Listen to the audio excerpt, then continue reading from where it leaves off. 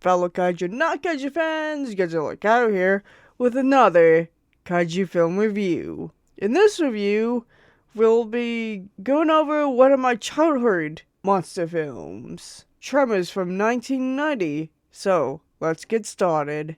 It was released on January 19th, 1990.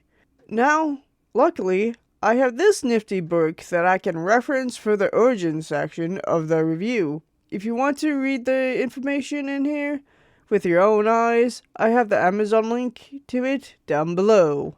Now let us begin with the origins of this classic film. It all started back in the 1970s in the deserts of Nevada. S.S. Wilson, who was a part of the filmmaking unit at the Naval Weapons Center, was sitting on a boulder enjoying nature. One of the things he saw was an antlion pulling an ant into its trap. Sometime after, he thought about something under the ground and him being stuck on the boulder. So he scribbled the idea and a title, Land Sharks, before filing the idea away as it would have to wait for quite a few years.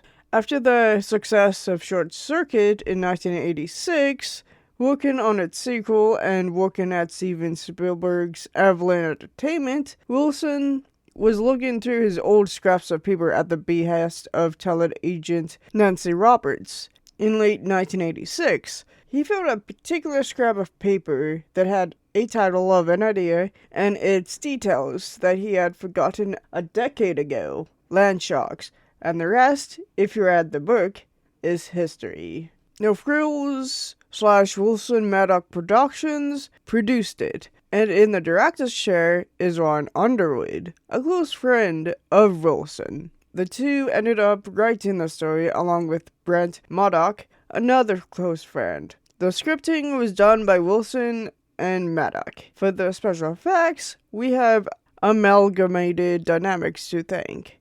The music was done by Ernest Troost, with some additional music by Robert Falk.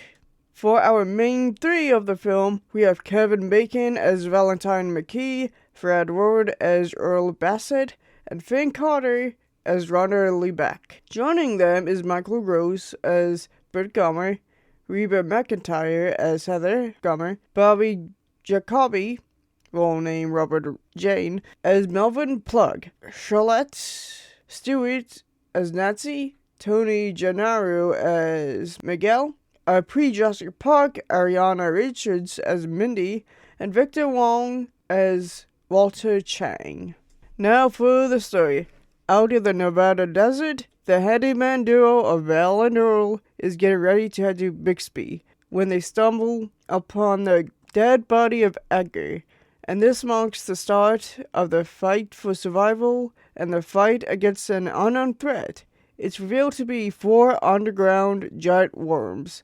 One was killed after running to a concrete wall that lined the side of the aqueduct. The two, along with Rhonda, head to perfection to formulate a plan and warn the others about the full nature of the threat. But the 3 remaining worms, now called graboids, attack the town, killing Chang and Nasser in the process. After Bert and Heather killed a second graboid in the basement,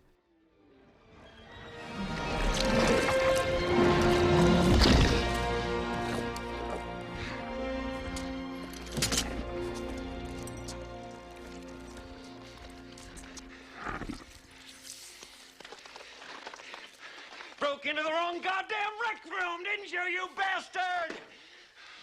Val made a run for it to the cat tractor, and after getting all the survivors, began to make their way to the mountains, before falling into a trap that the 2 remaining graboids set for them. The group makes it to a nearby rock before forming a plan to essentially fish for graboids.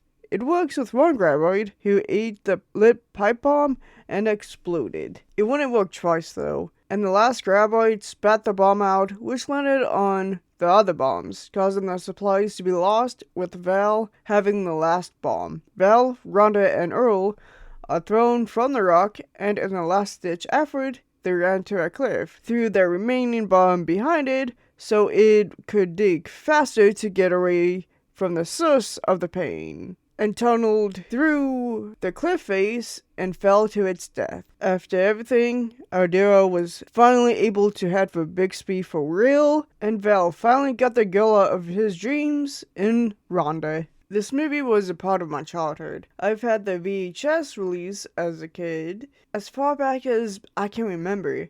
Of course, like the rest of the VHS I had, once I didn't have VCR anymore, I got rid of it. But I did find it by the Attack Pack a few years ago. Though, it's not my favorite release of the first 4 films, and I do want to get individual releases of them, as I prefer owning them individually. Unless it's something like the Criterion Collection of the Showa films, or the Arrow release of the Gamera films. It will also give me an excuse to sell the Attack Pack to another person who has yet to own any of the films, or to any new fans of the films. Anyways, enough about my personal history of the film. Let's go into my actual thoughts of it. First, acting. Everyone was great in their roles, and Bacon and Wood had good chemistry, and are one of the best Jar Monster human duos. And Carter fits right in with them and completes their trio. Gross was awesome as Bert, the most perfect casting in my opinion. The rest of the cast was pretty great as well. The characters are down to earth, feel like real people in a real small town, and are facing a real threat. They are all distinct, and there isn't really any much in the way of character development, just the town trying to survive underground threats, which I like. These characters don't need overarching character arcs because of what this film is. Also, I will say that on this recent viewing, Val, Earl, and Rhonda really do feel like a trio one would see in a kaiju Ishiro Honda film. I like to think of it as a similar trio character idea in a different font. I know there's probably other trio characters in previous Shy Monster films in America, but since I know more Ishiro Honda movies of the kaiju kind, as well as just Japanese monster movies from Toho, in general, they are my only references to trio characters like this. Anyways, the plot is nothing special, even by 1990s standards. It's something you've seen before, but they keep the story fresh thanks to the characters and the details they put into it and the events. The humor doesn't overshadow any plot beats or bring them down because it feels like real people are seeing them in a real situation like this.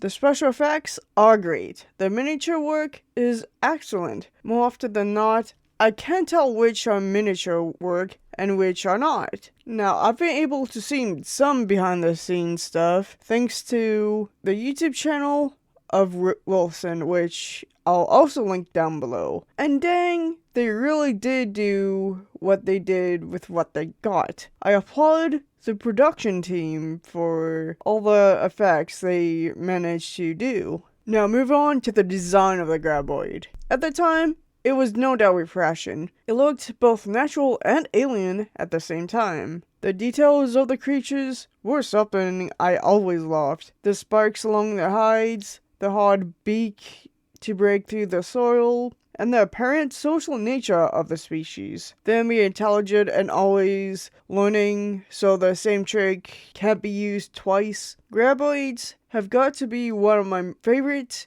movie monsters, at least in the American monster movie scene. Godzilla will always be my number one. The score is great. I got that western feel with the harmonicas and such in the fun scenes, or character scenes, but it knows how to be dramatic in the action and tense scenes. And just how the western and the dramatic, I think, complement each other and don't try to outdo one another. Overall, it's such a good 1990s monster film. It's fun, characters are likable, the creativity is great. I wish we had more films today like Tremors. It's creating new fans more and more each day. I watched the film for this review recently, and a few others watched it with me, namely Dr. Conjura and Godzilla Reader, who was watching for the first time, and they thought it was great. And now, that's it for this review.